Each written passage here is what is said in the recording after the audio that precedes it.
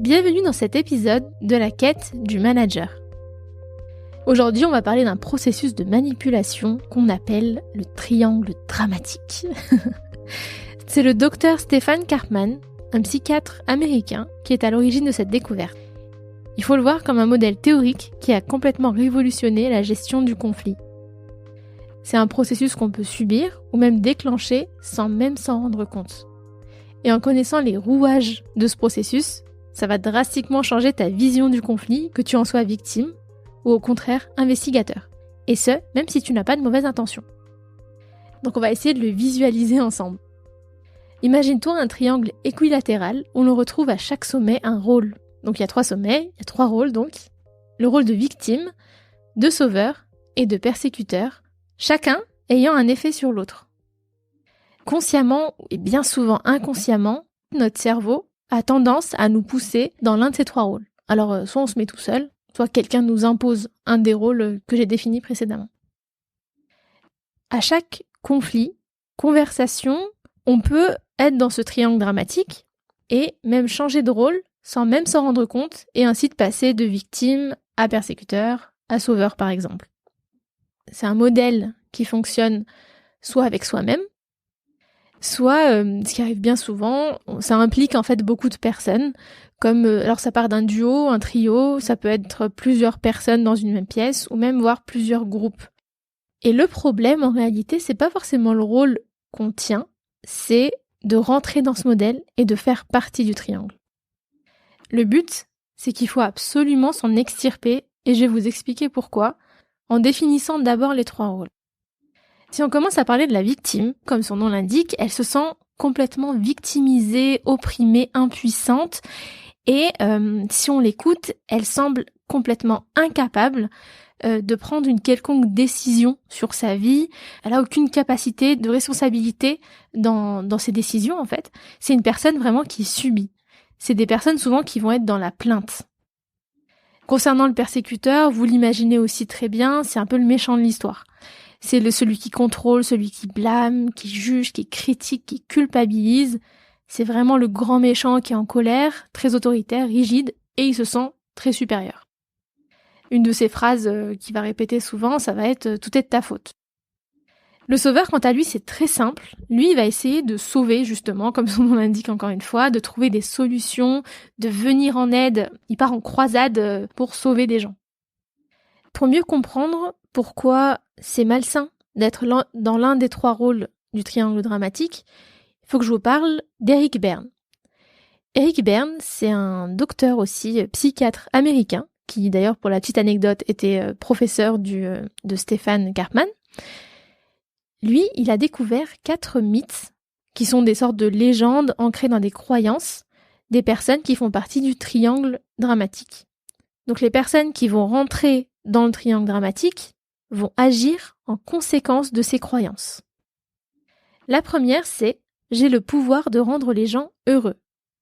Là, on retrouve le sauveur. Il a besoin d'une victime pour faire vivre sa croyance.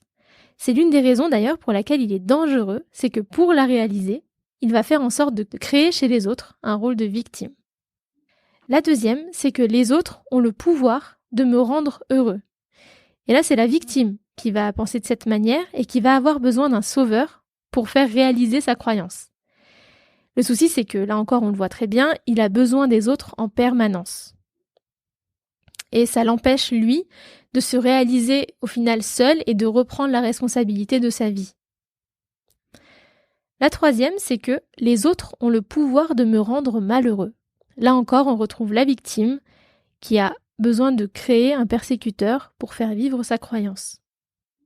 La quatrième, c'est que j'ai le pouvoir de rendre les gens malheureux.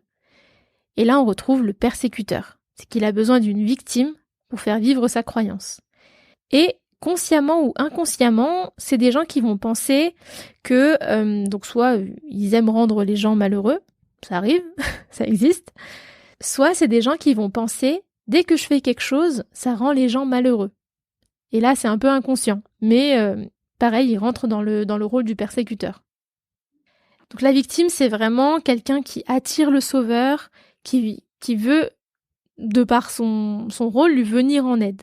c'est un rôle vraiment de choix pour attirer l'attention sur soi en fait. De par ce rôle-là, les gens qui sont victimes vont avoir la sensation d'exister. Il y a une sorte de confort en fait dedans.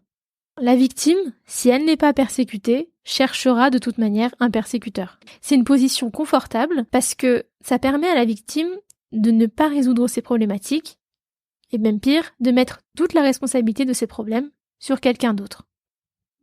Le persécuteur, on en a déjà parlé, c'est le méchant du scénario et il va agir sur la victime. Et pour le sauveur, celui-ci, il pique un peu l'ego, je vous préviens, parce que c'est un rôle qui peut être très gratifiant, mais il y a un pseudo-altruisme en fait dans ce rôle-là. En sauvant la victime, on favorise sa position et on la rend incapable de résoudre ses propres problèmes.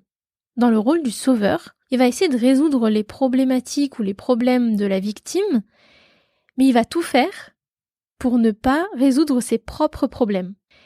Donc on comprend vite que être dans l'un de ces rôles, c'est ni bon pour soi, ni pour autrui.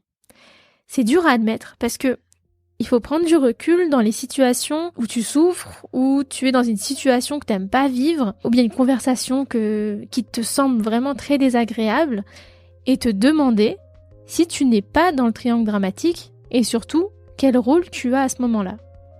Alors là, je vous ai parlé du triangle dramatique, mais je vous ai pas encore parlé de comment est-ce qu'on en sort. Et ça, je vous le laisse pour le prochain épisode. Ouais, je vous ai fait un petit teaser, mais restez bien présents pour la semaine prochaine, on va en parler. Il y a une façon de s'en sortir évidemment, et de réaliser ce qu'on appelle un triangle vertueux. On voit ça ensemble la semaine prochaine. D'ici là, prenez soin de vous. N'hésitez pas à laisser un avis ou un commentaire sur Spotify ou Apple Podcast si les épisodes vous plaisent. Et à très vite pour la quête du manager.